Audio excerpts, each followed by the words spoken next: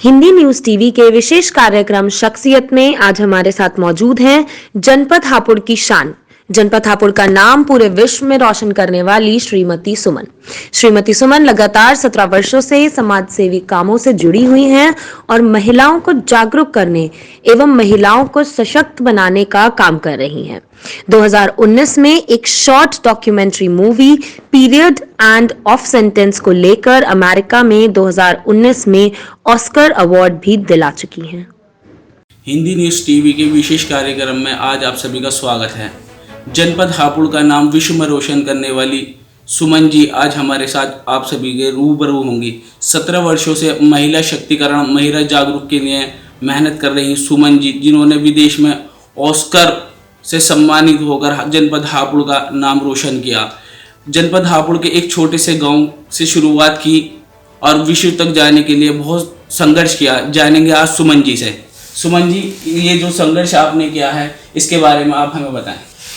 नमस्ते, मेरा नाम सुमन है। मैं पिछले 17 सालों से वुमेन एम्पावरमेंट पे काम कर रही हूँ। 17 साल पहले मैंने अपना जर्नी छोटे से गांव काटीखेड़ा से शुरू किया था। शुरुआती दौर में मैं स्कूल में पढ़ाती थी और बहुत छोटा सा स्कूल था, मात्र 700 रुपये की मैंने वहाँ से जॉब शुरू किया। स्कूल में पढ़ाते समय ये नोटिस करते थे हम लोग कि क्लास में लड़कियाँ अक्सर ड्रॉप आउट होती हैं। ड्रॉप आउट होने का एक मेन रीज़न था कि जिस समय लड़कियां पीरियड टाइम से होती थी तो लड़कियां क्लास से ड्रॉप आउट हो जाती थी। अब क्योंकि 6-7 दिन का उनका टाइमिंग था तो 6-7 दिन लगातार क्लास में ना आना, फिर जो वर्क उनका पेंडिंग में रह जाता था फिर उसको कंप्लीट करना, डिप्रेस होना। क्योंकि जिस माहौल से हम लोग बिलोंग कर रहे थे वहाँ पे माएँ भी अपनी बेटियों को पीरियड्स को लेकर नहीं समझाती थी, बताती नहीं थी। और अगर अचानक किसी लड़की को वो प्रॉब्लम हो गई है तो मेंटली डिस्टर्ब होना, चिड़चिड़ा हो जाना, बात ना करना। और सबसे बड़ी बात ये थी कि हम लोग आपस में भी उसके बारे में डिस्कस नहीं कर सकते थे कि हम लोग किस पेन से उस समय गुजर रहे हैं। तो लड़कियां 8वीं-9वीं तक आते आते अपनी पढ़ाई को छोड़ देती थी क्योंकि एक सिरदर्द बन जाता था, क्लास में ना आना, फिर टीचर्स के डांट खाना, फिर बताना नहीं। तो बहुत सारी सिचुएशन थी।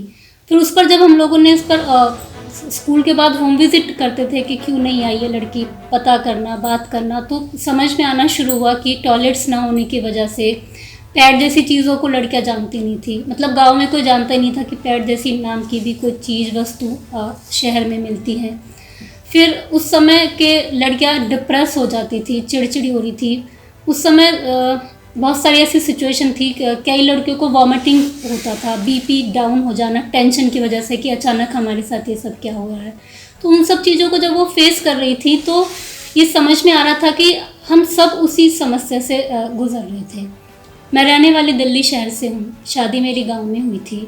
तो वो प्रॉब्लम्स मैं भी शेयर कर रही थी कि 2 कमरों में 15 लोग रहते हैं जिसमें से एक कमरा मंदिर का बना दिया जाता है। बहुत सारी भ्रांतियाँ हमारे साथ होती हैं कि अचार को हाथ नहीं लगा सकते हैं, मंदिर वाले कमरे में नहीं जा सकते हैं, चेंज करने के लिए कुछ था ही नहीं क्योंकि टॉयलेट्स और किचन शायद औरतों की ज़रूरत में समझा ही नहीं जा रहा था। बस लोगों को लगता है कि 2 कमरे बना दिए और औरतों की ज़रूरतें शायद उसमें पूरी हो गई हैं। तो उस पर मैंने फिर काम करना शुरू किया कि उनको समझाना शुरू किया। छोटी सी हम फैमिली मीटिंग्स रखते थे, फिर बाहर हमने समाज में इसमें बात करना शुरू किया। जब तक कि छोटे स्तर पे था तब तक बहुत इजी था इसको चलाना। मैंने 4 साल स्कूल में पढ़ा है तो 4 साल बहुत अच्छे से इसे मैंने कवर किया। क्योंकि मैं दिल्ली शहर से थी तो मेरी जानकारी ग्रामीण लेवल से थोड़ा सा ऊपर थी, पर क्योंकि पूरी जानकारी मुझे भी नहीं थी इसके बारे में तो एक टाइम पर आकर मेरी भी जानकारी ख़त्म हो गई। मतलब मेरी समझ में नहीं आ रहा था कि समस्याएं बढ़ती जा रही थी और मेरे पास उनका कोई सलूशन था ही नहीं। फिर उसके बाद मैं एक NGO से जुड़ी। मैंने उनके सामने ये वाली प्रॉब्लम्स रखी कि हमारे गांव में आजकल ये वाली प्रॉब्लम्स हो रही हैं, लिकोरिया जैसी बीमारियों से महिलाएं ग्रस्त हो रही हैं, जबकि लिकोरिया जैसी प्रॉब्लम आफ्टर पीरियड शुरू होती हैं और बिफोर पीरियड वो अगर लड़कियों को हो रही है तो कैल्शियम लगातार लड़कियों के अंदर कम होता जा रहा है, यूट्रस की प्रॉब्लम बढ़ती जा रही है। तो बहुत सारी सिचुएशन ऐसी थी जो मैंने NGO के सामने जाके रखा। 2 बार इंटरव्यू देने के बाद मेरा वहाँ पे सिलेक्शन हुआ। फिर मैंने गायनीज़ के साथ जाके ट्रेनिंग्स करनी शुरू की, इस बारे में समझने की कोशिश की। मैं बेसिकली महिला हेल्थ को लेकर काम करना चाह रही थी क्योंकि हम महिलाओं के लिए वो समाज में वो स्थान ही नहीं था है तो आज भी नहीं, लेकिन हम अपने आप को ही नहीं पहचान पा रहे थे उस समय पे कि हमारी ज़रूरतें क्या हैं। बस अगर बहुत ज़्यादा है तो कोई भी हरे पत्ते की गोली आती है गांव में, उसका नाम भी किसी को नहीं पता है, वो खा लिया, जिसके साइड इफ़ेक्ट क्या होंगे वो भी हम नहीं जानते हैं। हम शायद अपने आप को वो अहमियत ही नहीं दे रहे थे। तो उस के ऊपर जब काम करना शुरू किया तो फिर उसके बाद हमने बहुत सारी ट्रेनिंग्स ली, गायनी से बात करी, महिला हेल्थ के ऊपर मैंने काम करना शुरू किया।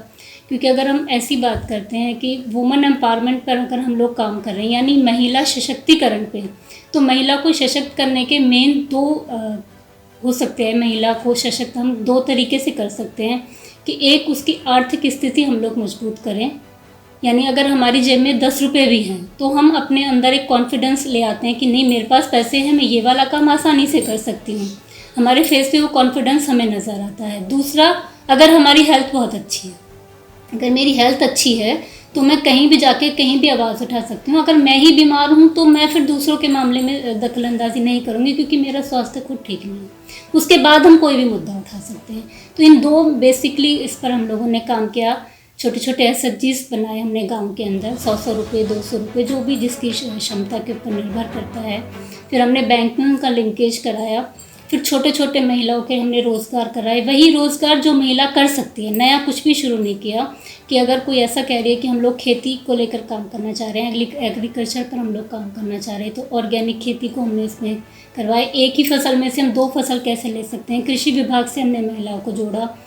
अक्सर हमने देखा कि महिला सारा काम करती है खेती बाड़ी में, बुआई से लेकर कटाई तक का काम महिला करती है। और अगर किसान का नाम अगर हम ले तो पुरुष का नाम आगे आता है। तो हमने महिला किसान का भी कार्ड बनवाया कि महिला भी किसान है, सिर्फ पुरुष ही किसान नहीं है, सिर्फ काम करने के लिए महिला नहीं है। क्योंकि ऐसा कोई भी काम नहीं था, ट्रैक्टर चलाने तक का काम हमारी महिलाएं कर रही थी। तो जो भी उस गांव में एरिया के हिसाब से जो काम हो सकता था, हमने वो काम उन्हीं महिलाओं को करवाया, छोटे छोटे SHGs के जरिए। यानी महिला का सशक्तिकरण में एक हमने पहल करी। शराब के खिलाफ हम लोगों ने रैलियाँ 1 महीने तक पूरे हापुड़ में निकाली, 30 दिन तक अलग अलग गांव पे। और फिर उस समय सूर्यभान जी करके थे हमारे जो DM थे, उनके सामने हमने 1 दिन का धरना भी रखा, जिस पर यह रिस्पॉन्स निकल कर आया कि सरकार को सबसे बड़ा फ़ायदा नशे की से होता है, शराब से होता है, गुटखे से होता है, जो भी इसका प्रोसीजर है उससे होता है, इसलिए इसको बंद नहीं किया जा सकता है। पर हाँ, ज़्यादा हम लोगों ने जब उनके साथ हंगामा किया तो 1 किलोमीटर की दूरी पर जो भी सरकारी वो थे, गैर सरकारी हमारे वो थे ठेके, वो बंद करवा दिए गए थे। और जो सरकारी ठेके पर थे उन पर ये नियम लागू किया गया था कि महिला का जो आधार कार्ड होगा उससे ही आपको सिर्फ 1 बोतल मिल सकती है। तो इससे भी हमें बहुत सहूलियत हुई कि बहुत सारे ठेके उस समय बंद हो गए थे। तो ये वाला काम हम करते आ रहे थे। 2017 में अमेरिका से एक प्रोजेक्ट आया था हमारा मशीन को लेकर कि हम लोग पीरियड्स के ऊपर जो काम कर रहे थे, तो उस पर हम लोग कम पैसे में महिलाओं तक वो सुविधा कैसे पहुंचा सकते हैं। उस समय मूवी आई थी द पीरियड एंड उस समय मूवी आई थी अक्षय कुमार जी की पैडमैन। तो पैडमैन जो आई थी वही मशीनें हम लोगों ने अपनी लगाई थी।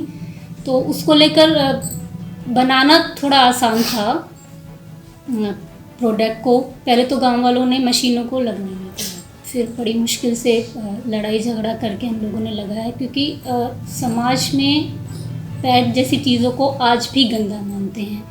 महिलाओं का पहला रोज़गार था, महिला सिर्फ खेतों में काम करती थी, जो कि आज भी सेफ़ नहीं है। तो हम लोग महिलाओं को 6 महिलाओं को सिर्फ हमें इकट्ठा करना था, 6 महिलाएं या 6 लड़कियां जो कि हमारी यूनिट पे काम कर सकें, लेकिन वो भी अवेलेबल नहीं हो पा रही थी। यूनिट तक महिलाओं को पहुंचने नहीं दिया जा रहा था, मार पिटाई हो रही थी और मतलब बहुत ज़्यादा बदतमीज़ी हो रही थी कि तुम्हें एक ही काम रह गया है बनाने का, तुम और कुछ काम करो। फिर 6 लड़कियों को भी इकट्ठा किया, बड़ा संघर्ष किया उसको लेकर भी। गांव वालों ने हाथ तक उठाया, मार पिटाई करी, बदतमीज़ियाँ करी, पुलिस तक गांव में आई। उसके बाद वो यूनिट लगा और उस पर काम करना शुरू हुआ। लेकिन सबसे बड़ी समस्या हमारे साथ थी कि उस प्रोडक्ट को हम लोग सेल कैसे करेंगे, यानी मार्केट की कंपटीशन में उतरना बड़ा मुश्किल था। वो कंपटीशन लायक हमारा प्रोडक्ट था ही नहीं, बहुत सारी कमियां थी।